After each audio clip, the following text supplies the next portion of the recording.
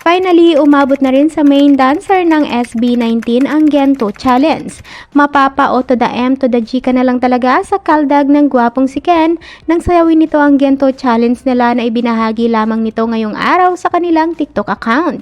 Kaya naman inula naman ito ng mga nakakatuwang komento mula sa kanyang mga solid supporters na lubos ang kasiyahan at pasasalamat sa ibinahaging Gento dance cover video na ito ng kanilang bias.